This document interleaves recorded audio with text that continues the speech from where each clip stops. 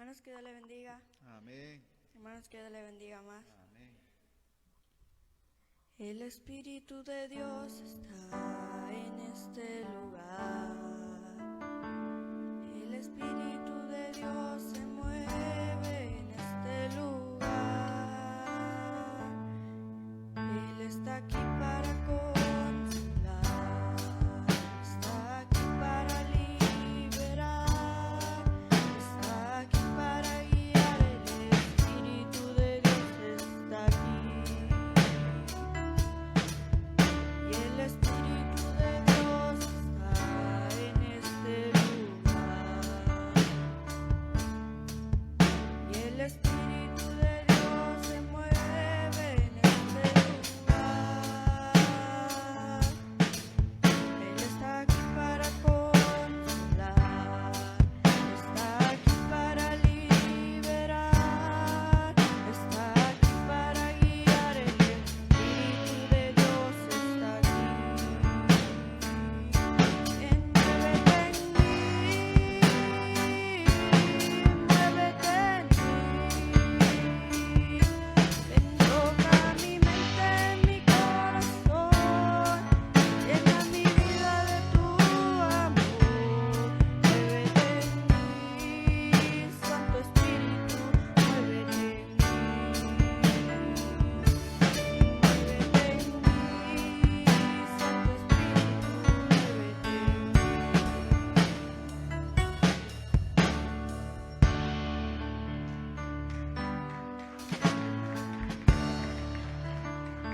Pon aceite en mi lámpara, Señor. Pon aceite en mi lámpara, Señor. Que yo quiero servirte con amor. Pon aceite en mi lámpara, Señor. Señor Jesús, tú eres mi vida, Señor Jesús. Tú eres mi amor, salvaste mi alma perdida, por eso te alabo con el corazón. Salvaste mi alma perdida, por eso te alabo con el corazón. Pon aceite en mi lámpara, Señor. Pon aceite en mi lámpara, Señor.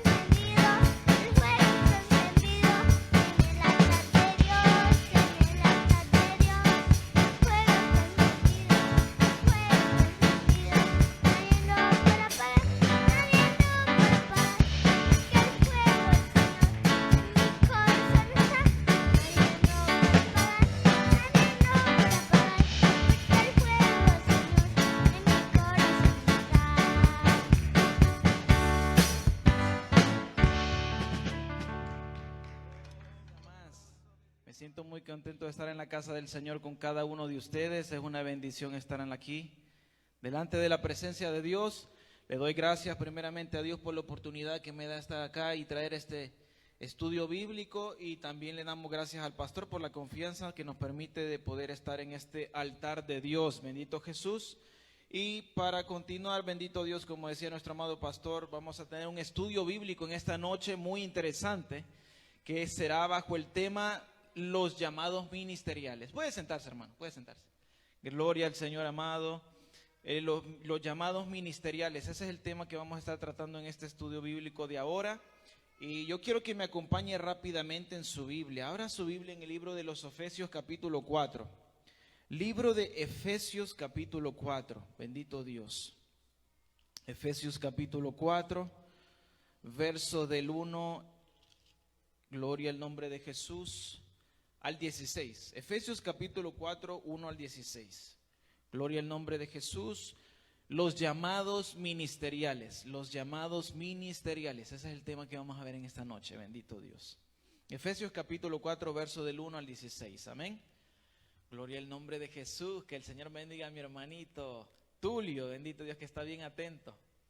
Gloria al nombre de Jesús, que Dios bendiga también a nuestros hermanitos que nos miran a través de las redes sociales. Gloria al nombre de Jesús. Seguimos orando por nuestra hermanita Daisy, bendito Dios, y por los hermanos que no vemos en esta noche. Padre Celestial, glorificamos su nombre. Efesios capítulo 4, ¿lo tenemos, amados? Y leemos la palabra en el nombre del Padre, del Hijo y del Espíritu Santo de Dios. Amén.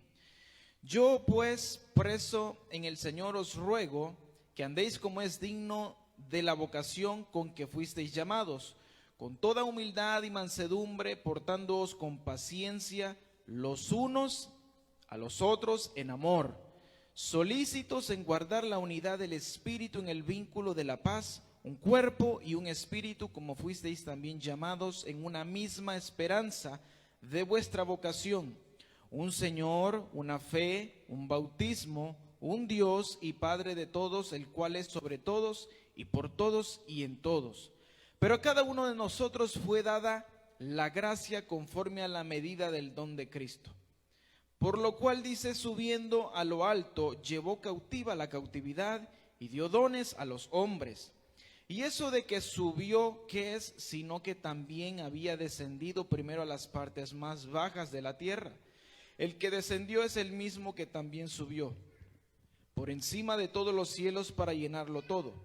Y él mismo constituyó a unos apóstoles, a otros profetas, a otros evangelistas, a otros pastores y maestros, a fin de perfeccionar a los santos para la obra del ministerio, para la edificación del cuerpo de Cristo, hasta que todos lleguemos a la unidad de la fe y del conocimiento del Hijo de Dios, a un varón perfecto, a la medida de la estatura de la plenitud de Cristo, para que ya no seamos niños fluctuantes, llevados por doquiera de todo viento de doctrina, por estratagema de hombres que para engañar emplean con astucia las artimañas del error, sino que siguiendo la verdad en amor crezcamos en todo en aquel que es la cabeza, esto es Cristo, de quien todo el cuerpo bien concertado y unido entre sí por todas las coyunturas que se ayuda mutuamente, según la actividad propia de cada miembro, recibe su crecimiento para ir edificándose en amor.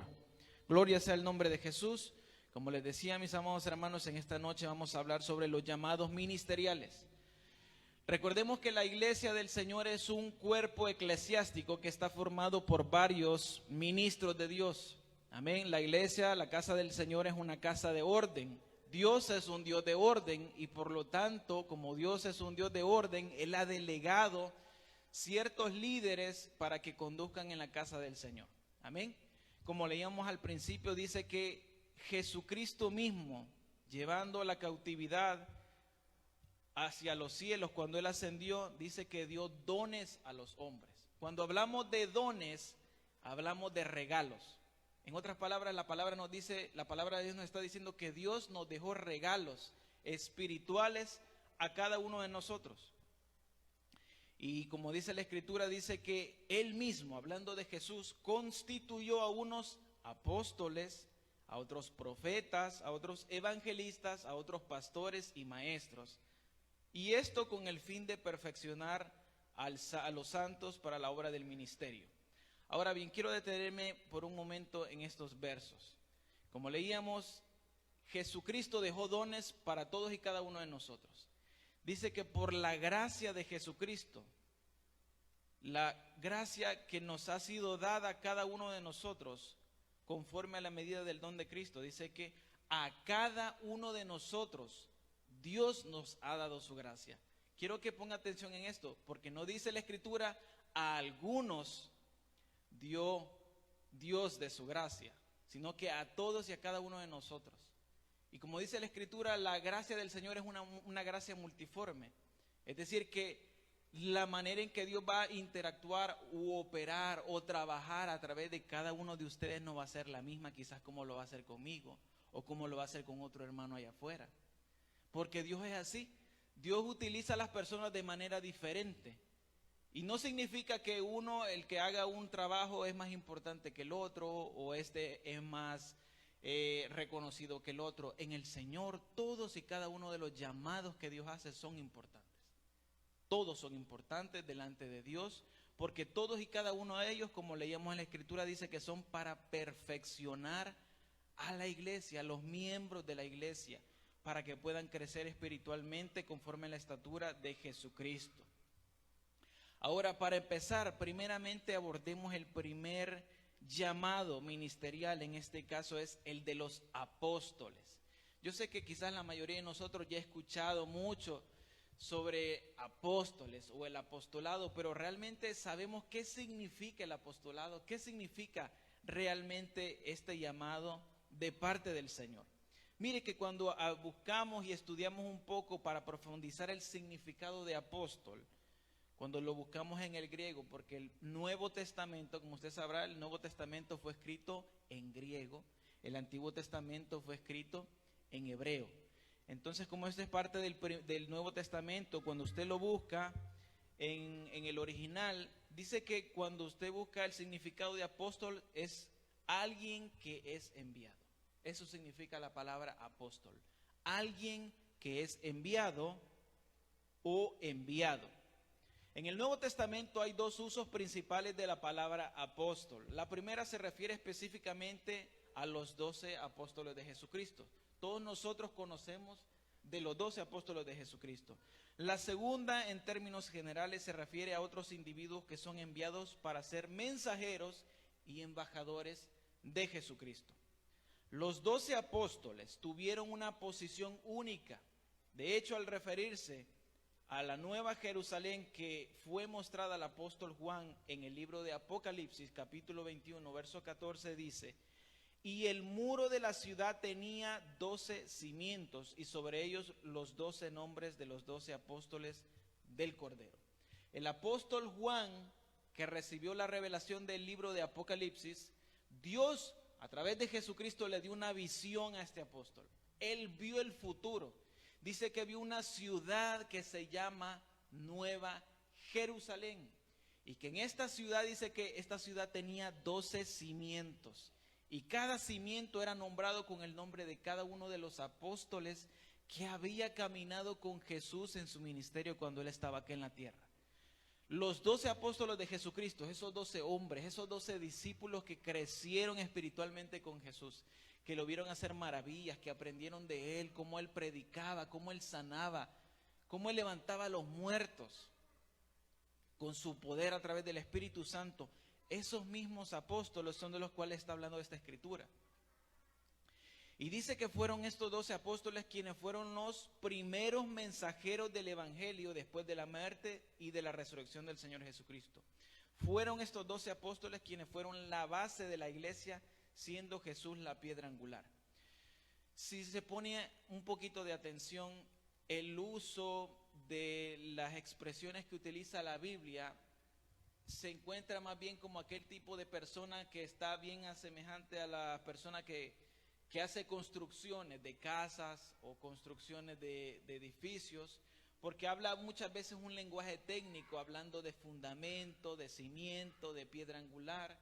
Cuando usted busca respecto de estas cosas, dice que el cimiento es aquello que nosotros conocemos como la zapata o como lo que se conoce como el fundamento o la base de una construcción.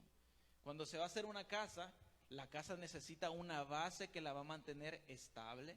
De igual manera, un edificio necesita esa base que la va a mantener estable.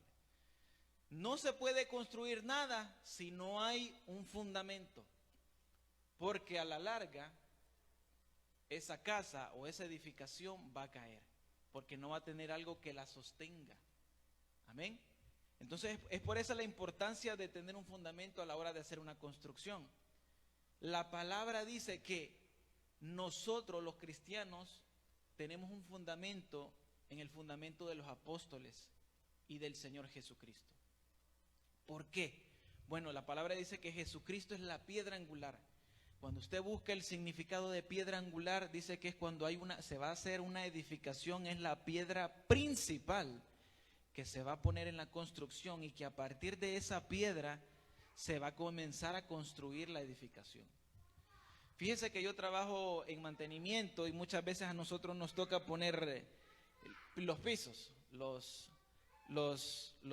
que le llaman los tiles, ¿verdad? Y una de las cosas que mi jefe me recalca muchas veces es que me dice: Johnny, tú tienes que tener cuidado. Cuando tú haces las primeras 3 líneas del piso, son las más críticas.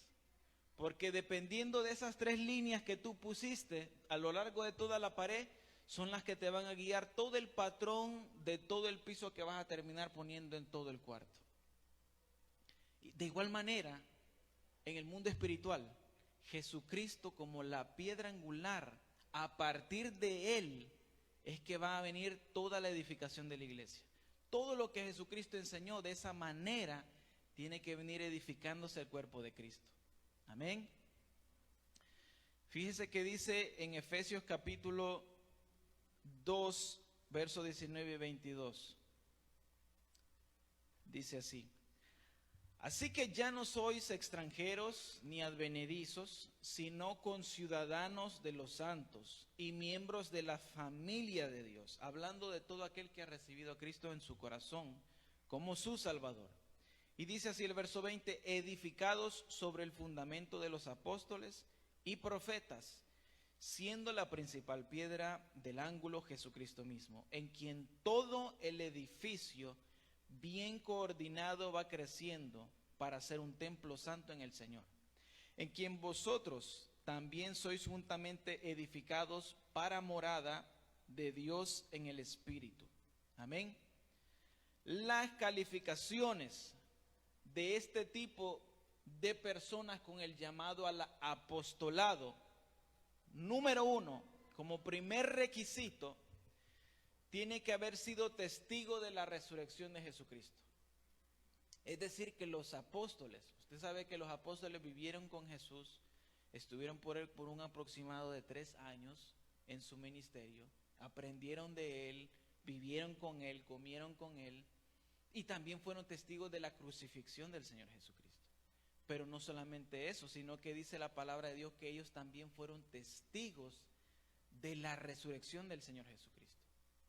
Ellos lo conocieron como el ser humano, como aquel siervo, como aquel que había venido con humildad para salvar a la humanidad, pero también luego lo conocieron como al Dios resucitado, como a Jesucristo ya en su gloria, en su poder, inmortal y perfecto.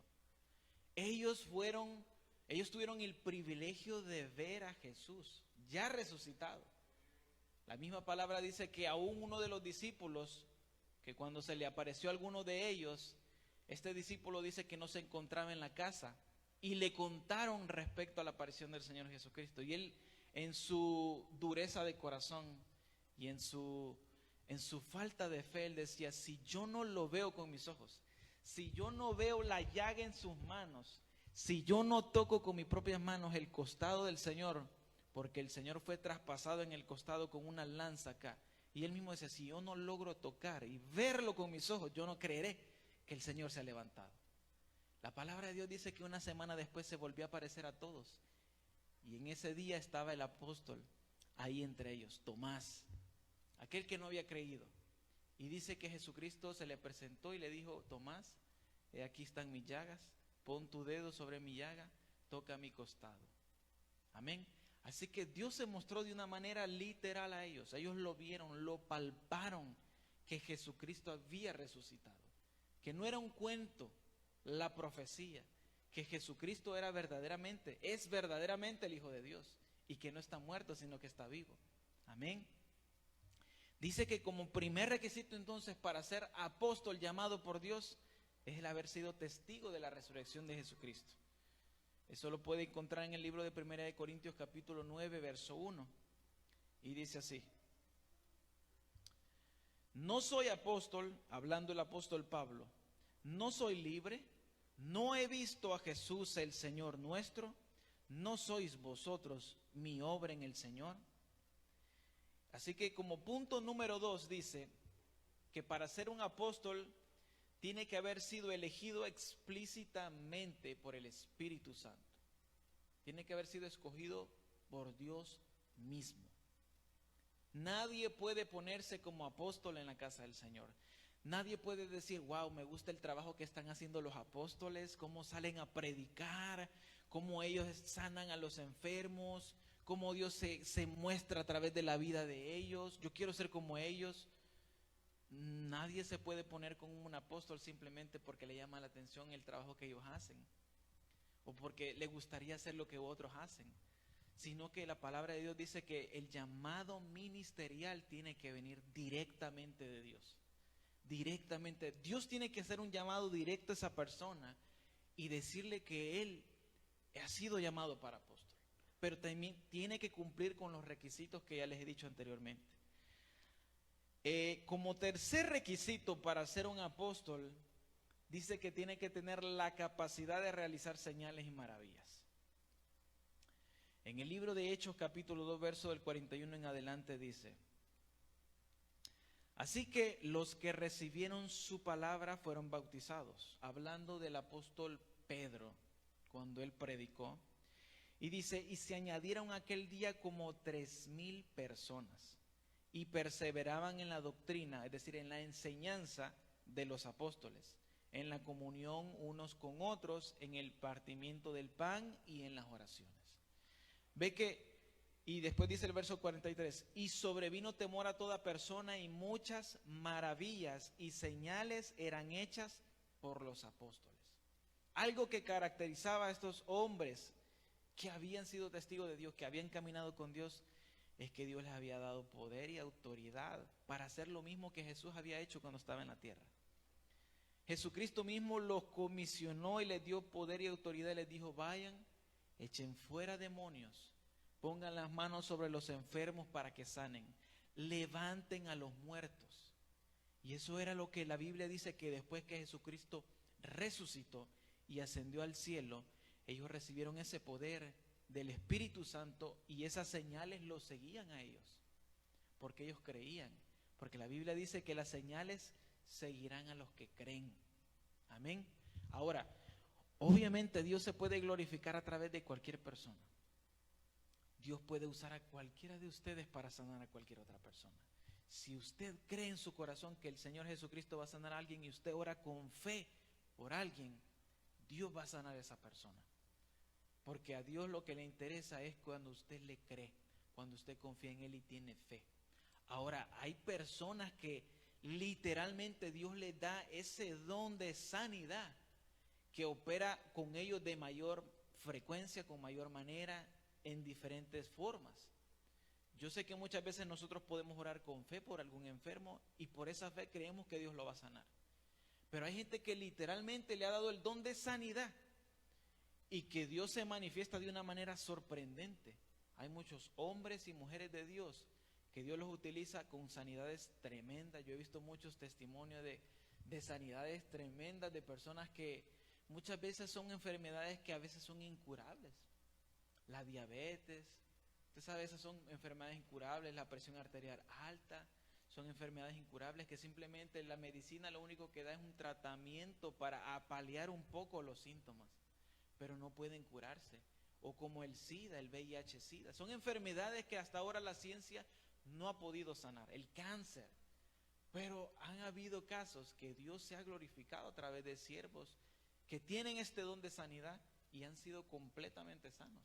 Y han dado testimonio con papel en mano, como los doctores los habían dado el diagnóstico de esa enfermedad, y de ahí dan el papel de que están completamente sanos de esa enfermedad, después de que un siervo de Dios haya orado por ellos. Así que los milagros de Dios todavía siguen en medio del pueblo de Dios. ¿Sabe que hay gente que cree ahora que ya no hay milagros? Hay mucha gente, muchas iglesias muy conservadoras que predican la palabra de Dios como es, que creen y tratan de vivir de una manera agradable delante de Dios, que evangelizan y están haciendo la obra de Dios, pero que no creen que Dios todavía sigue obrando milagros en las personas.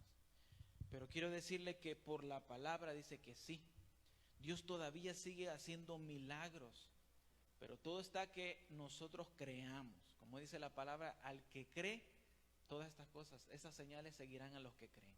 Amén. Así que por eso es la importancia de tener fe siempre en el Señor en todo tiempo. Segunda de Corintios capítulo 12, verso 12 dice: con todo las señales de apóstol han sido hechas entre vosotros en toda paciencia, por señales, prodigios y milagros. La función de los 12 apóstoles, que fue la de establecer las bases de la iglesia, también defiende su singularidad. 2000 años después, ya no estamos trabajando en el fundamento. Y esto es algo que tiene que poner mucha atención. Decíamos que el fundamento que tenemos de las escrituras está basado en los apóstoles, en los profetas y primeramente en la piedra angular, que es Jesucristo. ¿Ok? Ese es nuestro fundamento. Estos son los apóstoles, estos son los profetas, este es Jesucristo. A través de todo ello tenemos la Biblia. Este es el fundamento del cristiano. Este es el fundamento del cristianismo. Pero ahora en día, 2000 años después, ya no estamos trabajando para crear o establecer un fundamento, porque el fundamento ya está establecido. Aquí está ya la palabra. Esto es lo que necesita la iglesia: creer y perseverar en esta palabra. Ya no necesitamos una nueva revelación, ya no necesitamos una nueva doctrina, porque la misma Biblia dice que a través de esta palabra, si perseveramos en ella, hasta el fin seremos salvos. Entonces, ahora en día ya no estamos para poner un fundamento, sino para sobreedificar sobre el fundamento establecido.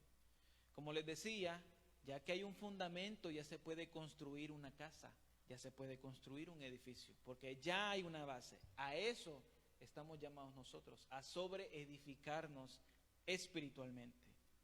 Primera de Corintios capítulo 3, verso 11 dice: porque nadie puede poner otro fundamento del que está puesto, el cual es Jesucristo. Hay algunos hoy en día que están tratando de restaurar la posesión del apóstol. Este es un movimiento peligroso. Con frecuencia quienes reclaman el oficio del apostolado buscan autoridad igual o al menos que compita con la autoridad de los 12 apóstoles de aquel tiempo. No existe absolutamente ninguna evidencia bíblica que apoye esta interpretación de la función del apóstol en el día de hoy. Esto encaja con la advertencia en el Nuevo Testamento contra los falsos apóstoles. Mire lo que dice 2 de Corintios respecto a los falsos apóstoles.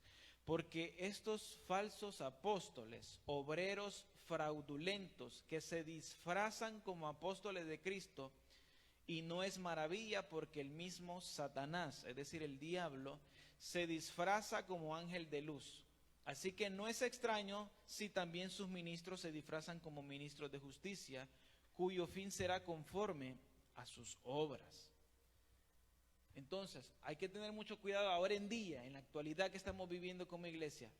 Hay ciertos lugares donde se le enseña a la gente que hay apóstoles todavía. Y cuando usted se pone a ver este tipo de personas que se hacen llamar apóstoles, aparte de que no reúnen los requisitos que hablábamos que necesitan para ser llamados apóstoles, algo que nos enseñaba Jesús es que para conocer a una persona, lo conocemos viendo su fruto. Jesucristo comparaba a las personas como un árbol. Y de esa manera usted identifica lo que es. Si usted mira un árbol y tiene manzanas colgadas, usted no va a pensar que ese árbol es un árbol de naranjas. Ese árbol es un árbol de manzanas. porque el fruto que cuelga de las ramas es una manzana, ¿verdad? Entonces por eso Jesús hacía esa comparación y decía, por sus frutos los conoceréis. No importa lo que la gente diga de sí misma o lo que trate de proyectar a las demás personas, ¿ok? Porque muchas personas puede parecer que viene de parte de Dios, pero no lo es. Lo que nosotros tenemos que tener cuidado y fijarnos es en el fruto que da de su vida, en el comportamiento, las intenciones de su corazón. ¿Cuáles son las intenciones del corazón de las personas? ¿Qué es lo que están tratando de proyectar? ¿Están tratando de proyectar a Jesucristo? ¿O están tratando de proyectarse a ellos mismos? ¿O están tratando de proyectar un evangelio diferente a lo que ya está escrito en la Biblia? Ahí es como nosotros podemos encontrar a un falso apóstol. Amén. Dice, en cierto modo todos los seguidores de Cristo estamos llamados a ser como los apóstoles. No en el oficio, sino en el ejemplo. Todos tenemos que ser embajadores de Cristo. Todos estamos llamados a ser aquellos que son enviados. Eso es el apostolado, ser enviado por Dios. Aunque no somos apóstoles como un oficio que Dios nos haya dado ese llamado, pero tomamos ese principio para llevar las buenas nuevas a las personas que no conocen de Jesús. Amén. Estamos llamados a ser predicadores de las buenas nuevas. Ahora, el otro llamado ministerial que encontrábamos en Efesios capítulo 4 es el de los profetas. Profetas. Amén. Profetas es un llamado muy sonado, muy conocido por muchos. Dice que en términos generales un profeta es una persona que habla la verdad de Dios a otros. La palabra griega profetes puede significar uno que habla o defiende. A los profetas en la antigüedad también se les conocía como videntes. Y debido a su intuición espiritual o su capacidad para ver el futuro de parte de Dios. Ustedes conocen muy bien en el Antiguo Testamento, hay infinidad de muchos profetas que son mencionados en la antigüedad. Tenemos, por ejemplo, al profeta Micaías, teníamos al profeta Isaías, profeta Jeremías. Moisés también fue conocido como un profeta, un gran hombre de Dios. Abraham era conocido también como un profeta de Dios. En la Biblia los profetas a menudo tenían tanto la función de enseñar como la de traer revelación. Esto era en la antigüedad. Declarando la verdad de Dios sobre temas contemporáneos, es decir, de ese tiempo. Y al mismo tiempo de revelar detalles sobre el futuro. El ministerio de Isaías, por ejemplo, tocó tanto el presente como el futuro, predicó valientemente contra la corrupción en esos días y entregó grandes visiones del futuro acerca de la nación de Israel. Cosas que Dios le mostró a este profeta Isaías, que hemos venido a ver el cumplimiento hace un par de años nosotros atrás.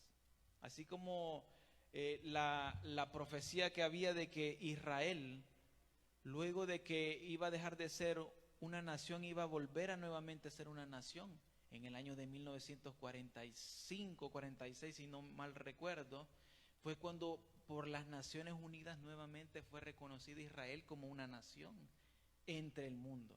Ahí se cumplió una de las profecías que el profeta había recibido de parte de Dios. Y estamos hablando de que eso la recibió hace cientos y cientos de años atrás. Pero se cumplió. Los profetas tienen la tarea de hablar fielmente la palabra de Dios a la gente. Ellos fueron instrumentos para guiar a la nación de Israel y establecer la iglesia. La casa de Dios está edificada sobre el fundamento, como les decía anteriormente, de apóstoles y profetas, siendo la principal piedra Jesucristo mismo. La Biblia dice que aproximadamente más de 133 profetas son nombrados, entre ellos 16 mujeres. La Biblia habla de 16 mujeres que fueron profetisas también, que Dios llamó como profetas. Gloria sea el nombre de Jesús. También encontramos el caso de los 70 ancianos de Israel y los 100 profetas rescatados por Abdías. El primer profeta mencionado en la Biblia, como les decía, era Abraham. Abraham, aquel hombre que Dios llamó, que dejara su propia familia, que dejara su propia nación, que Dios le iba a dar una nación nueva. La Biblia lo declara a él como un profeta. Tanto Jacob como José, descendientes de Abraham, tuvieron sueños sobre el futuro que podrían clasificarse como proféticos. Ya hemos escuchado la historia de José, aquel jovencito que Dios le daba muchos sueños de que él un día iba a estar sobre la cabeza, iba a ser un gobernador. Eso era un sueño profético, porque Dios le reveló el futuro de lo que él iba a hacer a través de la vida de él. Eso es un sueño profético y también es contado como un profeta. En el tiempo de Elías y de Eliseo se caracterizó por un alto nivel de actividad profética, y de hecho en ese momento hubo una escuela de profetas que floreció durante sus vidas. Eso lo pueden encontrar en el libro de Primera de Reyes al respecto. Además, Elías y Eliseo realizaron también muchísimos milagros, muchos milagros. En el Nuevo Testamento encontramos a Juan el Bautista, que predijo acerca de la venida del Mesías. Juan el Bautista fue un hombre de Dios que predicaba el arrepentimiento. Amén. El arrepentimiento de pecados. Y también algo que él mencionaba a la gente era que él decía que pronto venía el Mesías. Pronto venía uno más grande que él, que ni él era digno de desatar la sandalia de aquel que venía, hablando de Jesucristo. Y en efecto así fue. Juan el Bautista preparó la venida de Jesús y Jesucristo mismo lo confirmó como aquel que había llegado a preparar el camino para su venida, cumpliendo muchas profecías mesiánicas en el Antiguo Testamento. La iglesia primitiva, es decir, la iglesia de aquellos tiempos, también tuvo profetas. Por ejemplo, a Ananías se le dio una profecía sobre el futuro del apóstol Pablo. Antes de que Pablo fuese aquel apóstol que conocemos ahora, que a través de él Dios nos ha bendecido con muchos libros y muchas escrituras hoy en día, Pablo no era lo que vemos en esta escritura, sino que era un hombre llamado Saulo, que era perseguidor de la iglesia. Un hombre que lejos de servir a Dios, perseguía a la iglesia del Señor. Jesucristo mismo, cuando se le reveló, le dijo que por qué perseguía a Jesús mismo, por qué lo perseguía a él. Amén. Pero a través de Ananías, Dios le dio una profecía de que ese hombre perseguidor de la iglesia un día iba a ser apóstol, un gran ministro del Señor. En Hechos capítulo 21, verso 9 menciona que también 4 hijas de Felipe podían profetizar. La profecía se enumera como un don espiritual. En 1 Corintios 12, 14 dice que en el final de los tiempos 2 testigos profetizarán desde Jerusalén.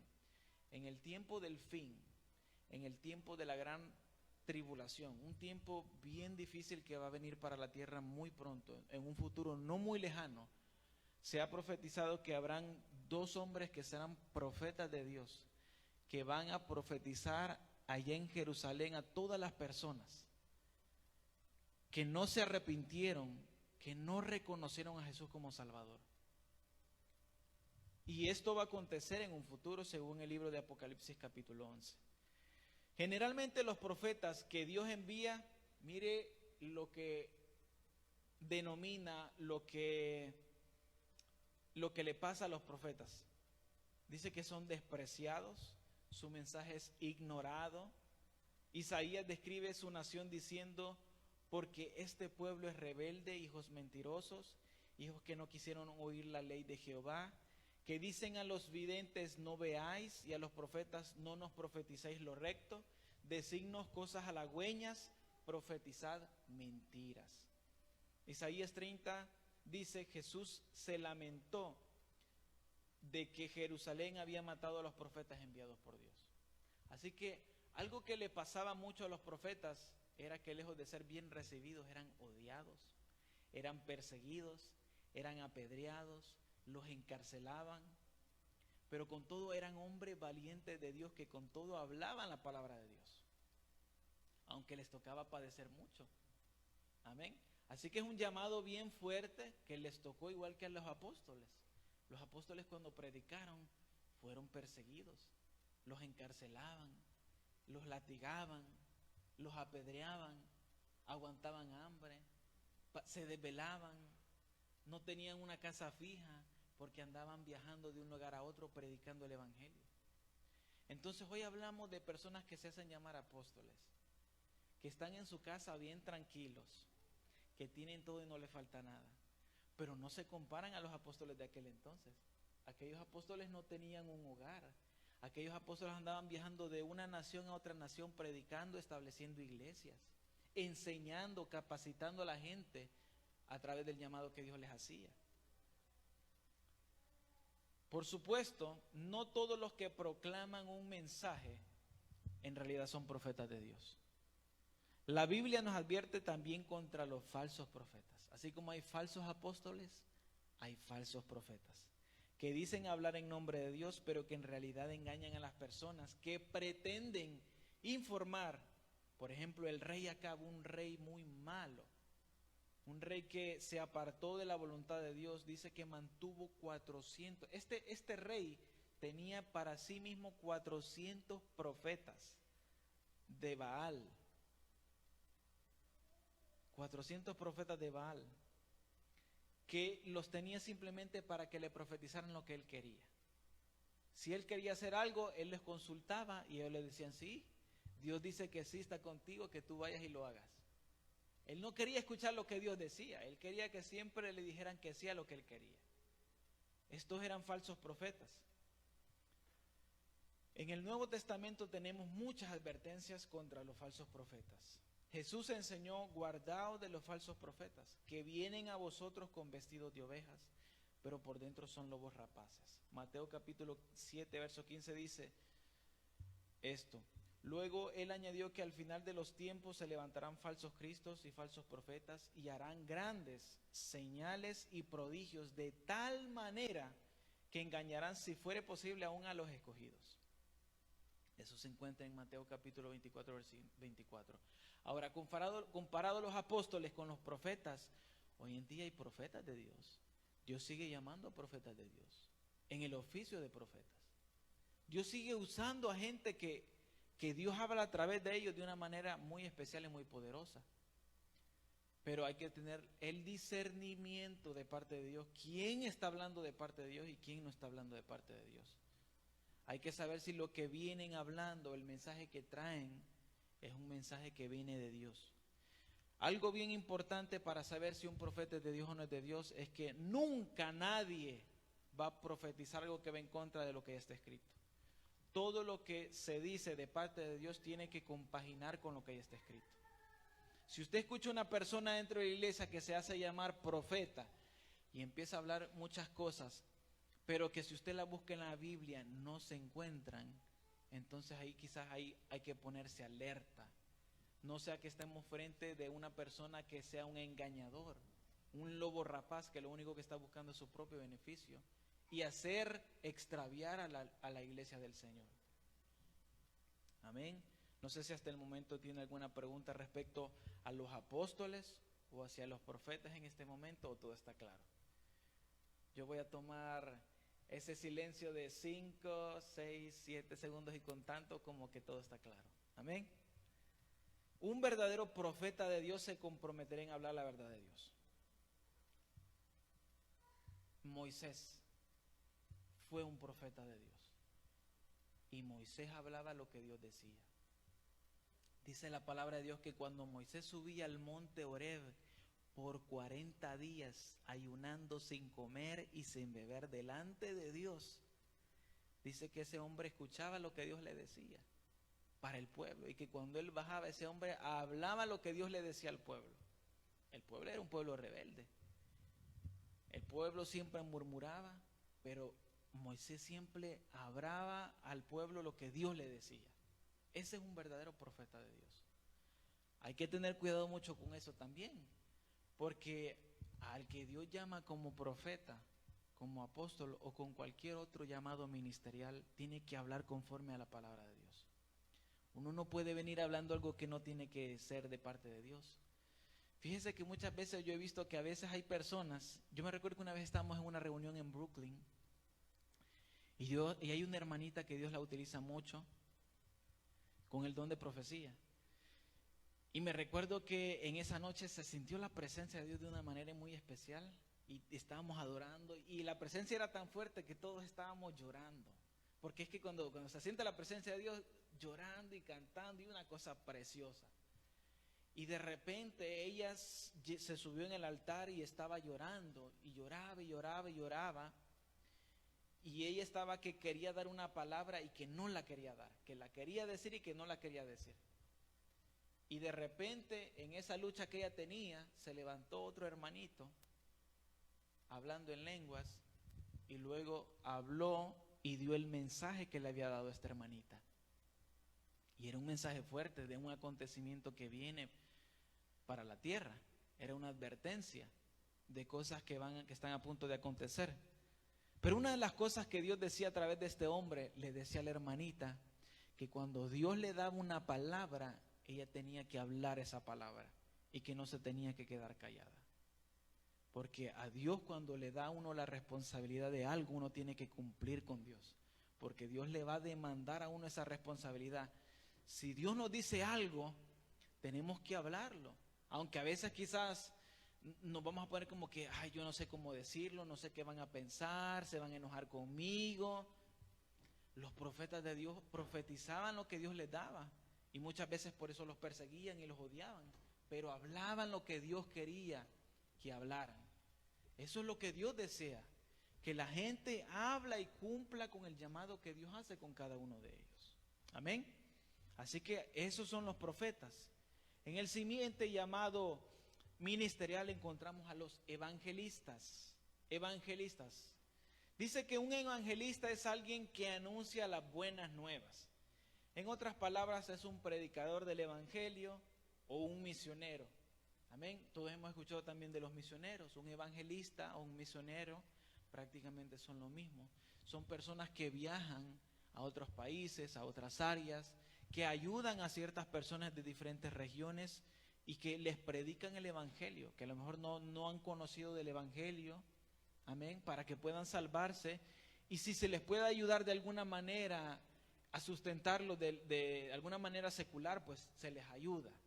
Pero ese es el trabajo del evangelista, predicar el arrepentimiento para que las almas se salven. Amén. Eso es lo que hace un evangelista, predicar a menudo. Es un predicador del evangelio que viaja y que hace el llamado al arrepentimiento. En Hechos capítulo 21, verso 8 dice que tenemos a Felipe como ejemplo de evangelista en la antigüedad. Y en 2 de Timoteo capítulo 4, verso 5, exhorta también Pablo, el apóstol, a Timoteo a hacer trabajo de evangelista. Mire lo que dice la palabra. Pero tú sé sobrio en todo, soporta las aflicciones, haz obra de evangelista y cumple tu ministerio. Amén. Se cree que a este joven, porque se cree que era un joven, Timoteo tenía el llamado de pastor. Amén. Y aunque él tenía el llamado de pastor, el apóstol Pablo le animaba a que también hiciera el trabajo de evangelista. Es decir, que le animaba a predicar el evangelio a todo aquel que no había escuchado del evangelio, a llevar la buena nueva a las demás personas. Otras personas podrían considerarse evangelistas, ya que predicaron las buenas nuevas. Incluimos a Jesús mismo. ¿Quién no predicó como Jesús? Jesús andaba de aldea a aldea, de pueblo en pueblo, cruzaba de un mar a otro para predicar. Él hacía el trabajo de evangelista también. Felipe había sido uno de los 7 diáconos también escogidos por los apóstoles para que pudieran realizar esa labor de enseñanza. Eso lo vemos en el libro de los Hechos. Evidentemente Felipe se había establecido en Cesarea y había vivido allí durante aproximadamente 20 años antes de que Pablo llegara. Y la labor evangelística que este hombre Felipe había hecho ahí fue de mucha ayuda para a la hora que llegó Pablo a predicar el evangelio. La labor evangelística previa de Felipe en Samaria, él proclamó el evangelio, él proclamó al Mesías, a Jesucristo, y a través de él también dice que Dios hacía señales, expulsaba demonios, sanaba enfermos, porque eran hombres de Dios que hacían la voluntad de Dios y que creían en el Señor. El ministerio de Felipe como evangelista continúa. Dice que en el capítulo 8 de Hechos, dice que hubo un ángel que se le apareció a Felipe y le dijo que se dirigiese al desierto camino a Gaza. Y dice que en ese camino iba un hombre etíope, que era sirviente de la reina, de una de las reinas de Etíope. Y dice que aquel hombre iba leyendo la Biblia, iba leyendo Isaías 53, que habla sobre el sacrificio de Jesucristo. Y dice que él se le puso a la par a aquel hombre y le preguntó si entendía lo que leía. Y el mismo hombre le dijo, bueno, pero ¿cómo voy a entender si nadie me enseña, si nadie me explica? Y dice que Felipe le evangelizó en ese momento y le predicó y le explicó qué quería decir esa escritura. Y dice que ese hombre etíope, dice que encontraron una su laguna, un su río, y preguntó qué es lo que impide que yo me bautice ahora mismo. Amén. Así que Felipe tenía ese don del evangelismo, evangelizaba para que las almas se salvasen. Ese es el oficio del evangelista. Y será necesario hasta que la iglesia llegue a la madurez de Cristo mismo, como lo dice Efesios capítulo 4, verso 13, y se cumpla la plenitud de los gentiles que han de ser salvos. Las buenas nuevas deben de ser compartidas y tenemos la mejor noticia y es la que tenemos que compartir. Ahora, pasamos como último punto al llamado ministerial de los pastores y maestros. Pastores y maestros. ¿Cuál es la responsabilidad del pastor, además de predicar y estudiar? Bueno, mire lo que dice Primera de Timoteo capítulo 3, verso de 1 en adelante. Palabra fiel es esta: si alguno anhela obispado, buena obra desea, pero es necesario que el obispo sea irreprensible, marido de una sola mujer, sobrio, prudente, decoroso, hospedador, apto para enseñar, no dado al vino, no pendenciero, es decir, que contienda, que pelee, no codicioso de ganancias deshonestas, sino amable, apacible, no avaro, que gobierne bien su casa, que tenga a sus hijos en sujeción con toda honestidad. Pues el que no sabe gobernar su propia casa, ¿cómo cuidará la iglesia de Dios? No un neófito. Cuando habla de neófito se refiere a una persona nueva, un recién convertido. Un recién convertido no puede llegar a ser pastor. Aunque haya pasado quizás un año y sea un hombre estudioso que aprenda la palabra, que tenga ese ánimo, o aunque tenga ese llamado, no puede llegar a ser pastor porque necesita primero estar bajo la autoridad, necesita someterse, necesita aprender más, necesita que Dios lo moldee, necesita entender cuál es el verdadero llamado que Dios le está haciendo. Porque aquí dice, hace una advertencia bien grande, dice, que no tiene que ser neófito, dice, no sea que envaneciéndose, o sea que se vuelva orgulloso, caiga en la condenación del diablo. También es necesario que tenga buen testimonio de los de afuera para que no caiga en descrédito y en lazo del diablo. La condenación del diablo no es una cosa sencilla. Todos y cada uno de nosotros que hemos leído la Biblia alguna vez, si usted se recuerda, el diablo fue expulsado del cielo porque él quiso ser como Dios. Porque en su corazón dice que se enalteció, se enorgulleció, porque Dios lo hizo hermoso. Dice la palabra que el diablo era hermoso, porque es que Dios no hizo al diablo. Muchas veces la gente cree que Dios creó al diablo.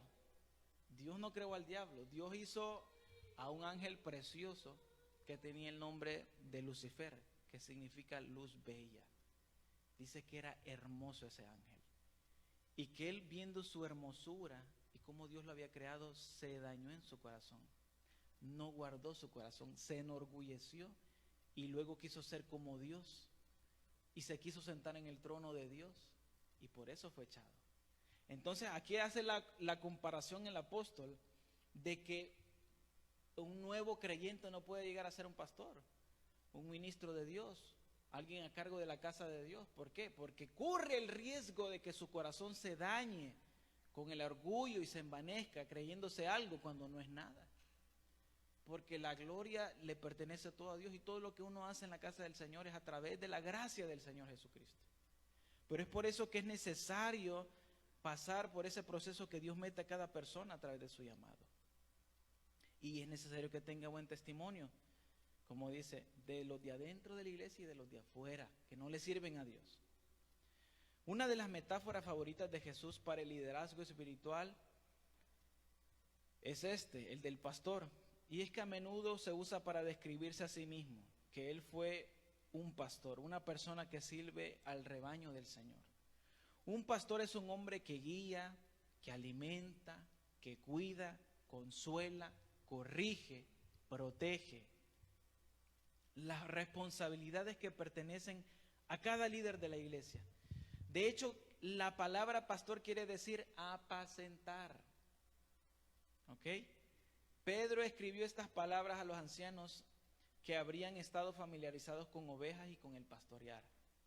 Ruego a los ancianos que están entre vosotros, yo anciano también con ellos y testigo de los padecimientos de Cristo, que soy también participante de la gloria que será revelada, apacentad la grey de Dios, que está entre vosotros, cuidando de ella, no por fuerza, sino voluntariamente, no por ganancia deshonesta, sino con ánimo pronto, no como teniendo señorío sobre los que están sobre vuestro cuidado, sino siendo ejemplos de la grey. Cuando habla grey se refiere a cada uno de ustedes, mis hermanos. Gloria al nombre de Jesús. Y cuando aparezca el príncipe de los pastores, vosotros recibiréis la corona incorruptible de la gloria. Esto está en 1 de Pedro capítulo 5, verso del 1 al 4. Dice la palabra de Dios también que los pastores son rescatadores, trayéndolos al ámbito natural, literal.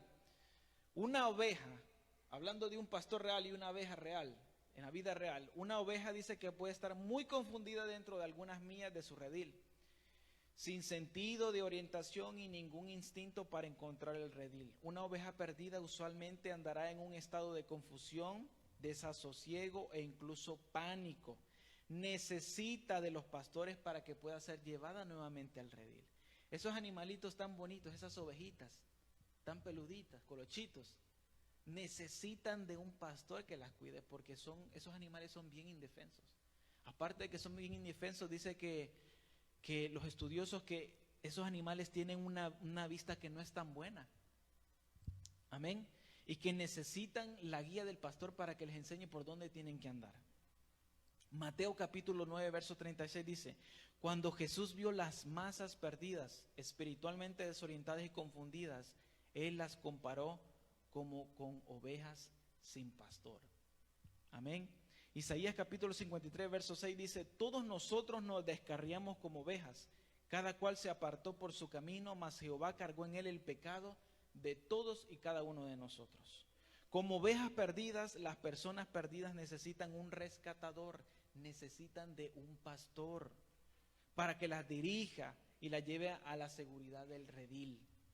Es por eso que es importante congregarse.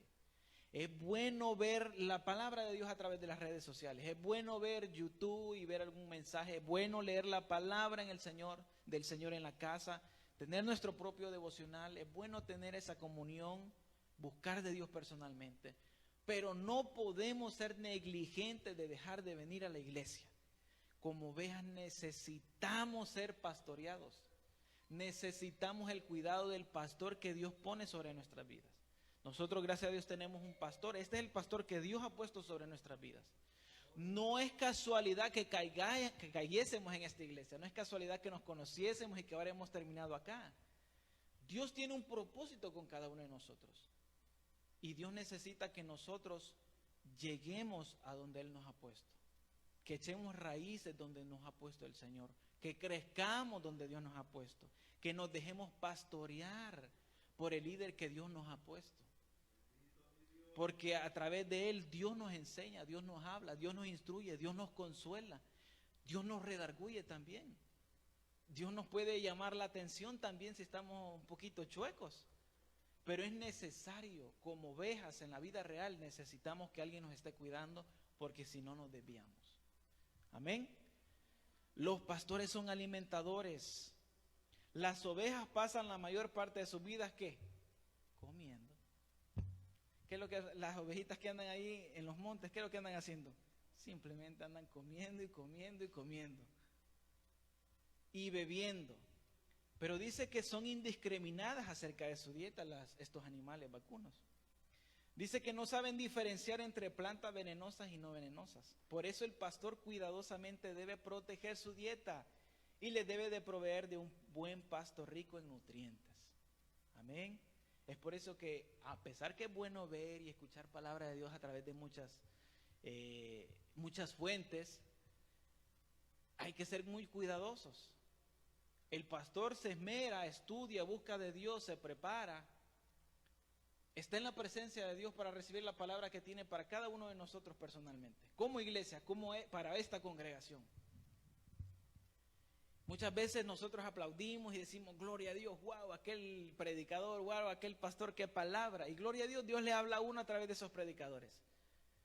Pero Dios nos ha dado también un pastor a nosotros, que nos pastorea a nosotros, que nos alimenta a nosotros, que le da palabra directamente a Él para nosotros, porque sabe que Dios necesitamos de esa palabra. Entonces, ese es el trabajo que el pastor tiene sobre nosotros. Nos alimenta, Él tiene ese cuidado, Él tiene ese trabajo también, porque no es fácil. No es fácil recibir una palabra de parte de Dios para el pueblo del Señor. No es algo que va a llegar como un libro y dice, vaya, hoy es el día, ¿qué? 10 de febrero del 2022, esta es la palabra que te toca dar para ese día, para la iglesia ahora. No, tiene que ir a buscarla, tiene que buscar de Dios, tiene que pasar tiempo. A veces, o casi siempre, estoy seguro que el pastor se desvela, porque tiene que estar buscando la palabra de Dios. Se lo digo por experiencia, porque a mí también me toca muchas veces, y a veces quisiera, Dios mío, ¿por qué no me da la palabra rápido? Pero a veces me llega a la 1:30 de la mañana. Pero hasta que Dios ya da la palabra, gloria a Dios, ya me dio la palabra, todo ahí cansado, pero tengo la seguridad que eso vino de parte de Dios. Porque Dios es así. Dios conoce la necesidad de cada uno de nosotros. Él sabe lo que necesitamos. Y necesita que nosotros tengamos esa dependencia de Dios. Amén. Así que el pastor tiene ese cuidado por nosotros. Hay que apreciar lo que el pastor hace. Cuando el pastor trae una palabra, hay que recibir esa palabra, porque ese es el alimento que Dios tiene para nosotros espiritualmente hablando. La meta del pastor no es complacer a las ovejas, sino alimentar sus almas. No es el de ofrecer bocadillos. Hay gente que le gustan los snacks, nada más, y no le gusta comer toda la comida. A mí me gusta de esto, va a coger de esto, esto no me gusta. Usted sabe, así como los niños sacan, a mí no me gusta la cebolla, a mí no me gusta el chile, esto sí me lo como, la carne me la como, el pollo sí. No me gustan los frijoles. Muchas veces así somos nosotros espiritualmente hablando. Me gustó eso que dijo, pero eso que dijo no me gustó, siento como que me está tirando, siento como que lo dijo por mí. No sé por qué el pastor dijo eso, no sé por qué el predicador dijo eso. Dios sabe muchas veces por qué habla. Nosotros tenemos que recibir la palabra de Dios. Si hay algo que no es para nosotros, bueno, lo que no es para nosotros, bueno, ahí queda. Pero lo que es para nosotros hay que recibirlo. Especialmente cuando son palabras que a veces como que nos tocan y nos molestan o nos incomodan. A veces quizás es porque realmente es para nosotros. A veces esas palabras que sentimos como que nos han dejado un poquito inquietos, a veces quizás esa es una palabra que era bien para nosotros. Amén. Los pastores son líderes. Pedro capítulo 5, versos 2 y 3 dice, apacentad la grey de Dios que está entre vosotros, cuidando de ella, no por fuerza, sino voluntariamente, no por ganancia deshonesta, sino con ánimo pronto, no como teniendo señorío sobre los que están a vuestro cuidado, sino siendo ejemplo de la grey. El pastor, y yo creo que usted no me va a dejar mentir, él es una persona igual, como un hino corriente como nosotros. Tiene sus debilidades, tiene sus defectos, pero él trata de la mejor manera posible de ser un buen ejemplo para cada uno de nosotros. Amén. Y muchas veces si él ha cometido fallas, lo ha hecho sin querer. Y todos nosotros también cometemos fallas, entonces muchas veces en ese aspecto hay que ser un poco cuidadosos antes de señalar. Porque antes de señalar, dice un hombre, decía alguien por ahí que yo conocí, antes de señalar así, primero que tu dedo se te vaya así, me dijo. Primero señálate a ti y después, si tú estás bien en todo y tú nunca fallas, entonces comienza a señalar a los demás. Amén. Así que hay que ser cuidadosos antes de señalar a los líderes, a los pastores, porque ellos se esfuerzan, el pastor se esfuerza por ser un buen ejemplo para nosotros. Y de igual manera él también está creciendo en el Señor juntamente con nosotros. Dios le confió la autoridad y la responsabilidad de guiar al pueblo del Señor. Los pastores son responsables cómo guían a la grey y en la manera que también la grey los sigue a ellos. Porque como ejemplo, el pastor se da como ejemplo, él va a ser responsable de nosotros también como nosotros lo seguimos a él. Si él es un buen ejemplo, y nosotros cogemos el buen ejemplo, pues vamos a caminar bien conforme al buen ejemplo. Si un pastor o un líder da un mal ejemplo y la gente comienza a caminar conforme ese mal ejemplo, aquel día el líder va a tener que dar también cuenta delante de Dios, porque no solamente él caminó de esa manera, sino también la gente miraba cómo él lo hacía y también ellos caminaron de esa manera. Además de la enseñanza, el pastor ejercita supervisión sobre la grey, mediante el ejemplo de su vida. Ser un pastor requiere mezclarse entre las ovejas. No es lo mismo el liderazgo de arriba que el liderazgo interno. Un pastor efectivo no vigila a sus ovejas de detrás, sino desde el frente. Lo ven e imitan sus acciones. Gloria al nombre de Jesús. Ya casi terminamos, mi hermano. No se me desespere, pero quiero terminar con esto. Si esto enseñas, 1 Timoteo capítulo 4 en adelante dice, si esto enseñas a los hermanos, serás buen ministro de Jesucristo, nutrido con la palabra de la fe y de la buena doctrina que has seguido. Desecha fábulas profanas y de viejas. Ejercítate para la piedad, porque el ejercicio corporal para poco es provechoso, pero la piedad para todo aprovecha, pues tiene promesa de esta vida presente y de la venidera. Palabra fiel es esta y digna de ser recibida por todos, que por esto mismo trabajamos y sufrimos oprobios, porque esperamos en el Dios viviente, que es el Salvador de todos los hombres, mayormente de los que creen en Él. Esto manda y enseña: ninguno tenga en poco tu juventud, sino sé ejemplo de los creyentes en palabra, conducta, amor, espíritu, fe y pureza. Entre tanto que yo voy, ocúpate de la lectura, la exhortación y la enseñanza. No descuides el don que hay en ti, que te fue dado mediante la profecía con la imposición de las manos del presbiterio. Aquí el apóstol Pablo le hablaba a Timoteo, aquel que había sido llamado como pastor, y le decía: tú tienes que ser un buen ejemplo delante de toda la grey. Y si haces estas cosas, si enseñas esto y das el buen ejemplo, entonces serás un buen ministro de Jesucristo, nutrido con la palabra de Dios. Amén. Por último, para casi terminar, dice: los pastores son protectores.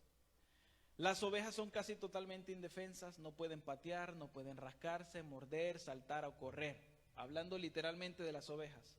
Cuando son atacadas por un depredador, se amontonan en vez de escaparse. Eso los hace presa fácil a las ovejas. Necesitan de un pastor protector para sobrevivir. Los cristianos necesitan la protección similar, hablando espiritualmente. Una protección contra el error de aquellos que las quieren esparcir, que las quieren poner en división. Los pastores protegen a sus ovejas espiritualmente de ir por el mal camino. Cuando el pastor nos dice algo: hermanito, no haga esto, no lo hagamos. Hermanito, hermanita, espere en esto. Esperemos, porque lo que está haciendo Dios a través del pastor es cuidarnos, es pastorearnos, evitar que nos vaya mal. Gloria al nombre de Jesús. Y después dice: por tanto, mirad por vosotros y por todo el rebaño en que el Espíritu Santo os ha puesto por obispos, para apacentar a la iglesia, es decir, para alimentar a la iglesia del Señor, la cual ganó con su propia sangre. Los pastores son confortadores, también nos van a consolar. El pastor muchas veces nos ha consolado, ha traído palabra de consuelo. Muchas veces nosotros no queremos cantar ni levantar la cabeza porque estamos pasando procesos duros. A veces nos toca pasar procesos duros. Y el pastor va a venir y va a predicar una palabra de fortaleza de parte de Dios. Va a orar por nosotros acá en el altar. Él sigue orando por nosotros ahí en su casa, en sus oraciones. El pastor está ahí siempre confortándonos a través de sus oraciones, a través de la palabra, a través del trabajo que desempeña en la iglesia. Eso es lo que hace un pastor. Eso es lo que define a un pastor. Eso es lo que define al líder de la iglesia. Las líderes de la iglesia también son apacentadores que protegen el redil de la casa del Señor, pero bajo la vigilancia del pastor principal. Gloria sea el nombre de Jesús. Por lo tanto, dice la palabra para finalizar en Hebreos capítulo 13, verso 17: obedeced a vuestros pastores y sujetaos a ellos, porque ellos velan por vuestras almas como quienes han de dar cuenta, para que lo hagan con alegría y no quejándose, porque esto no es provechoso. Y dice una palabra especial que dice que hay que sujetarse a ellos. Cuando usted busca el significado de la palabra sujetar, muchas veces no a toda la gente le gusta esa palabra.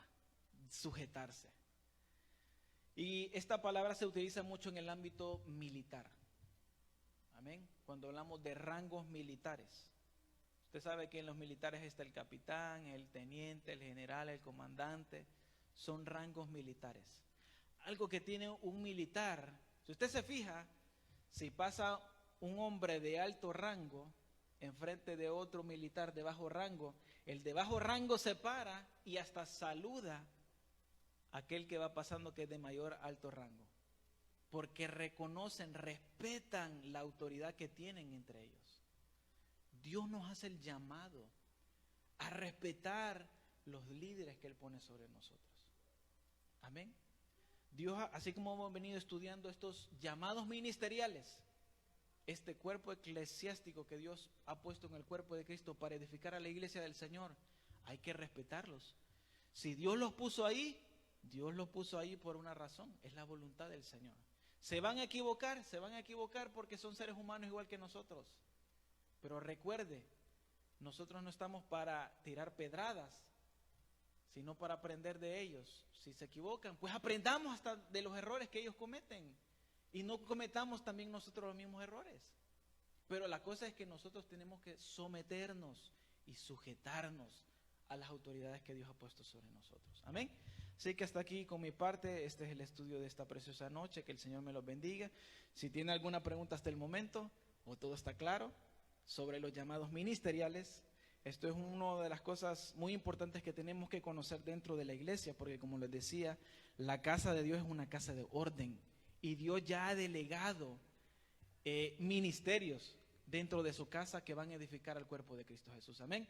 Nuestro pastor con nosotros en esta noche.